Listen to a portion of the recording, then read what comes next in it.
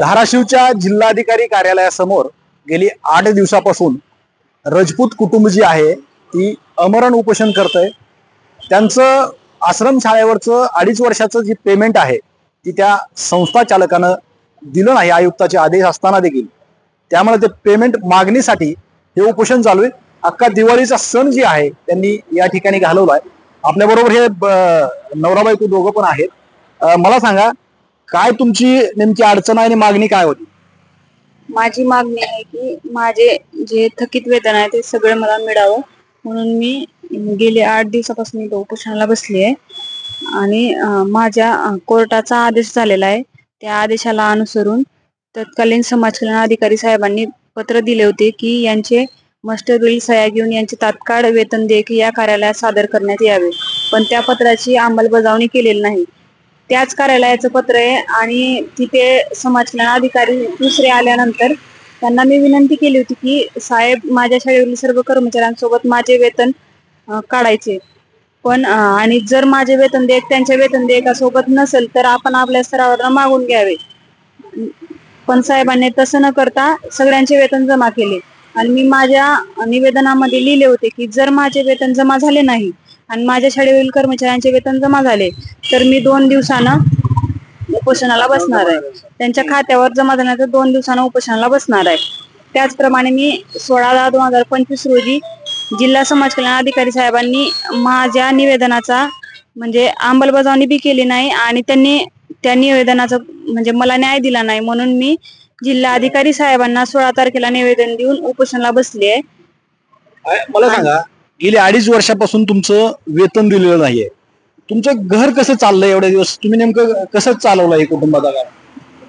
मी सगळं म्हणजे माझे जेवढे दागिने होते तेवढे सुरुवातीला मी सगळे दागिने मोडले, पुन्हा दागिने पण संपले कारण 2.5 वर्ष गेलेत ना सर, म्हणून मी सगळे व्याजाने पैसे घेतलेले आहेत आणि ती व्याज आता एवढे झाले की मला जगण्याला म्हणजे दुसरा कुठला सोर्स राहिलेला नाही आणि लोकांचं देणं पण मला द्यावं लागेल, म्हणून मी दिवाळीच्या सणामध्ये तो उपोषणाला बसले कारण मला पैशाची खूप गरज आहे आणि मी हक्काचं मागते सर, मी कोणाच्या ताटातलं मागत नाही। माझ्या हक्काचं वेतन मला मिळावं, अन्यथा लोकशाही मार्गाने जर मला जगण्यासाठी वेतन देऊ शकत नसतील तर लोकशाही मार्गाने यांनी माझा बळी घ्यावा। तुम्ही आता पूर्ण दिवाळीत तिथं उपोषण केलंय, तुमचं मूळ गाव कोणचं आहे? तुम्ही आता राहताय कुठं? तुम्हाला किती मुलं बाळ आहेत? ते आता कुठे आहेत?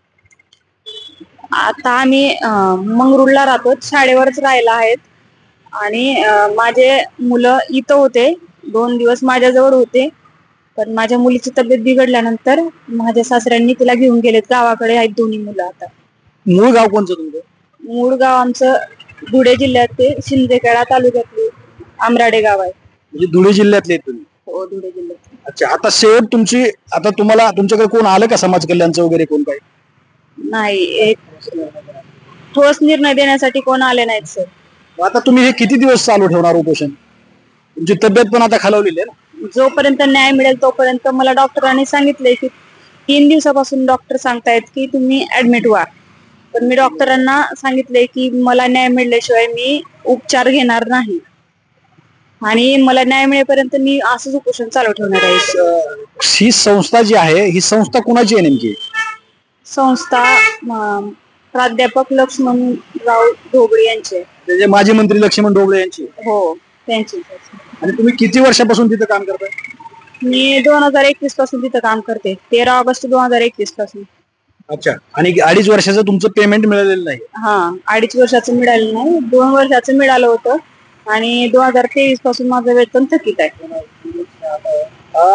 आपण जर पाहिलं तर या ठिकाणी रात्री धाराशिव मध्ये पाऊस होता थोडा, आणि या पावसात सुद्धा हे पती पत्नी जे आहेत ते हा गाडा आहे आणि ह्या गाड्यावरती त्यांचं उपोषण जे आहे हे सुरू आहे। एकंदरीत दिवाळीचा सण असताना सुद्धा यांच्यावर उपोषणाची पाळी आली। मला सांगा, काय आता तुमच्या मागण्या आहेत आणि तुम्ही कधी थांबवणार आहेत? 25 सप्टेंबरच्या निवेदनामध्ये जिल्हा समाज कल्याण अधिकारी साहेबांना कळवलेलं आहे की मॅडमने असं कळवलंय की एकतर जगण्यासाठी वेतन द्या, अन्यथा लोकशाही मार्गाने उपोषणादरम्यान बळी घ्या। विषय काय साहेब की सगळं आदेश झालेले असताना तुमचंच कार्यालय सांगतंय यांचं वेतन देयक तात्काळ सादर करा. प्रशासकाच्या भेटी दरम्यान प्रादेशिक उपायुक्त शाळेवर येतात आणि ठणकावून सांगून जातात. समाज कल्याण अधिकारी तिथं उपस्थित आहेत. शाळेचे कर्मचारी मुख्याध्यापक जे काही प्रभारी मुख्याध्यापक आहेत ते उपस्थित आहेत. त्यांना सांगून गेलेत विभागाच्या प्रादेशिक उपायुक्ताचा, संबंधित कोर्टाचा किंवा तुमच्याच कार्यालयाचा कोण हे अंमलबजावणी करत नसेल तर आपणाला अधिकार आहे. आपल्या आधिपत्याखाली ती शाळा चालते. या अनुषंगाने संबंधित सुवर्णा राजपूत यांनी संबंधित अधिकाऱ्यांना निवेदन दिलेलं आहे 25 सप्टेंबर रोजी की जगण्यासाठी काही शिल्लक राहिलेलं नाही आहे. त्यासाठी ते इथं दिवाळीच त्यांनी इथं केली आणि तिथं स्पष्टपणे उल्लेख केलेला आहे की सगळ्यांच्या सोबत माझं वेतन देयक आलं असेल तर ठीक आहे, नसेल नाही आलं असेल तर तुमच्या अधिकाऱ्यानुसार तुम्ही मागून घ्या. काय मार्ग काढताय ते मार्ग काढा, पण माझं वेतन मला द्या. आता पुढचं काय नियोजन आहे तुमचं? म्हणजे आता 8 दिवस तर झाले. त्यांनी या मतावर ठाम आहेत.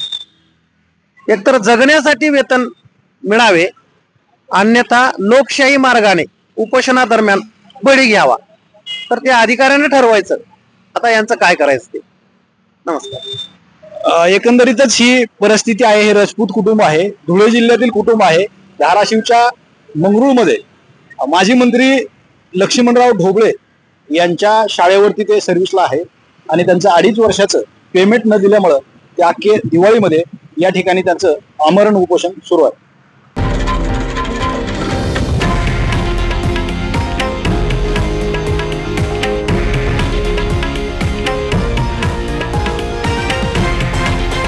हे आहे देशातील नंबर 1 न्यूज नेटवर्क आणि आपण पाहत आहात TV9 मराठी, एकमेव.